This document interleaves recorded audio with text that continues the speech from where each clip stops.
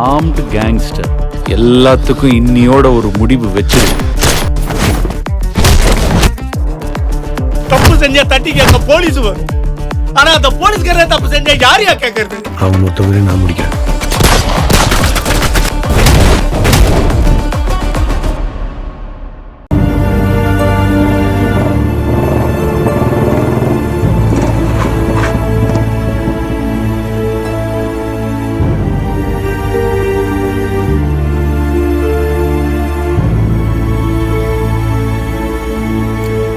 ஆதி தம்பி, மகிழினி எப்படி இருக்கா?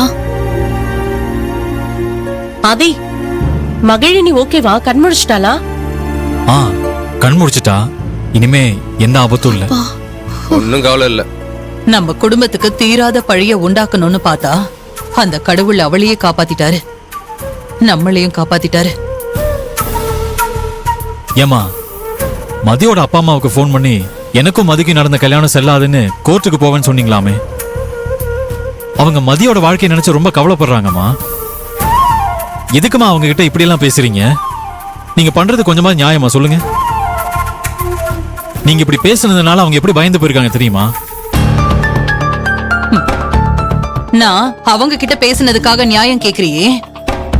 இதோ சின்ன வயசுல இருந்து நாம தான் எல்லான்னு நம்ம காலையே சுத்தி சுத்தி வந்துட்டு இருக்காளே, இவளுக்கு நீ என்ன பதில் சொல்ல போறேன்னு சொல்லி போ.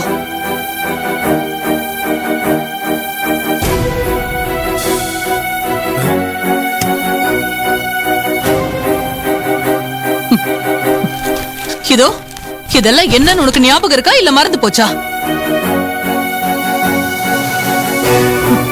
இவளுக்கும் உனக்கும் கல்யாணம் ஏற்பாடு பண்ணி ஊருக்கெல்லாம் பத்திரிக்கை கொடுத்து இவ மனசுல ஆசைய வளர்த்து இவள் அம்போன்னு விட்டுட்டு இன்னொரு பொண்ணுக்கு தாலி கட்டி வீட்டுக்கு கூட்டிட்டு வந்தியே, இவ என் வாழ்க்கைக்கு என்ன பதில்னு கேக்குறா. நான் என்னடா பதில் சொல்லுவேன் சொல்லு? கல்யாண பத்திரிகை எல்லாம் அடிச்சதுக்கு அப்புறம் ஒரு பொண்ணோட கல்யாணம் நின்னு போனா அந்த பொண்ணை பத்தி இந்த ஊர் உலகம் என்ன பேசுன்னு உங்களுக்கு தெரியுமா? அவளுக்கு என்ன குறையோ ஏதோ, அவளை விட்டுட்டு வேற ஒருத்திய கல்யாணம் பண்ணிக்கிட்டான்னு கண்ணு மூக்கு காதுன்னு எல்லாம் வச்சு 1000 கதை பேசுவாங்க. இதுக்கப்புறம் இனிமே இவளை யாரு கல்யாணம் பண்ணிக்குவாங்க? இவ வாழ்க்கை என்ன ஆகும் சொல்லு? சொல்லுடா. என்னமோ பெருசா நியாயம் பேசுற. யாரோ ஒருத்தி நம்ம வீட்டுக்குள்ள வந்து என் அண்ணன் பொண்ணு ஸ்வேதா மேல கொலை பழி சுமத்துறா. அதையெல்லாம் நான் வேடிக்கை பார்த்துட்டு இருக்கணுமாடா? அந்த விஷம் ஸ்வேதா குடிச்சிட்டு உயிரை விடுறதுக்காக வச்சிருந்தேன்னு சொன்னாலே கேட்டியா? இவ அத குடிச்சிருந்தா என்ன ஆயிருக்குன்னு இவளை பத்தி நீ கொஞ்சமாவது கவலைப்பட்டியா? இல்ல இந்த வீட்டுல இருக்கிறவங்க தான் இவளை பத்தி யாராவது கவலைப்பட்டாங்களா? ஊர்ல இருக்கிற எல்லா பொண்ணுங்களும் நல்லா இருக்கணும், என் அண்ணன் பொண்ணு மட்டும் சாகணுமா? ஸ்வேதா மட்டும் விஷத்தை குடிச்சு உயிரை விட்டுருந்தானா அதுக்கு நாம தானே பொறுப்பு? என் அண்ணன் பொண்ணு இந்த குடும்பத்துல வாழ வைக்கிறேன்னு சொல்லி சொல்லி வளர்த்து இத்தனை காலமா பாதுகாத்துட்டு இப்ப இவள எமனுக்கு நான் அள்ளி கொடுக்கணுமா? என் அண்ணன் பொண்ணுக்கு துரோகம் பண்ணிட்டு கெட்ட பேரை சுமந்துகிட்டு நான் காலம் பூரா இந்த உயிரை சுமந்துட்டு இருக்கணுமா? இத்தனைக்கும் யார் காரணம்னு சொல்லு? சொல்லுடா, யார் காரணம்? நீதாண்டா, நீ மட்டும்தான். நீ திடீர்னு ஒரு பொண்ணு கழுத்துல தாலி கட்டி வீட்டுக்குள்ள கூட்டிட்டு வந்தா அத நான் ஏத்துக்கிட்டு என் அண்ணன் பொண்ணு இந்த வீட்டை விட்டு துரத்தி விடணுமா சொல்லு? இது என்னடா நியாயம்? இதுக்காக தான் இவ்வளவு தூரம் இந்த வீட்டுல ஒருத்தியா இவ்வளவு நான் வளர்த்தனா?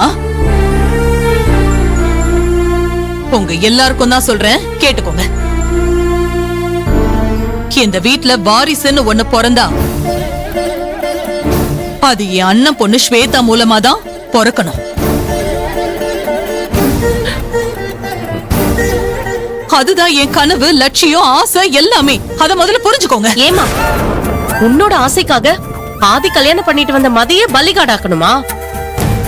ஸ்வேதாவோட கல்யாணம் நின்னு போனதுக்காக நீயே இப்படி பேசுறியே, கல்யாணம் பண்ணிக்கிட்டு வாழறதுக்காக இந்த வீட்டுக்கு ஒரு பொண்ணு வந்திருக்கா. அவளை போய் வீட்டை விட்டு துரத்துனா அதை மட்டும் இந்த ஊர் உலகம் ஏத்துக்குமா? ஏமா ஸ்வேதா கல்யாணம் நின்னு போனா அதுக்கான காரணத்தை சொல்லி இன்னொரு கல்யாணம் பண்ணி வைக்க முடியும். உங்களால முடியலன்னா அந்த பொறுப்பை எங்ககிட்ட விட்டுருங்க. நாங்க உங்களுக்கு நல்ல மாப்பிள்ளைய பார்த்து நல்லபடியா கல்யாணம் பண்ணி வைக்கிறோம். ஆனா மதிக்கு அவங்க வீட்டுல இன்னொரு மாப்பிள்ளை பார்க்க முடியுமா? மதி அவ புருஷ வீட்டை விட்டு வெளியே போய் இன்னொரு கல்யாணம் பண்ணிக்க முடியுமா? நீங்க இதுக்கு கரெக்டா பதில் சொன்னா நீங்க இவ்வளவு நேரம் கேட்ட கேள்விக்கு தம்பி பதில் சொல்லுவான்.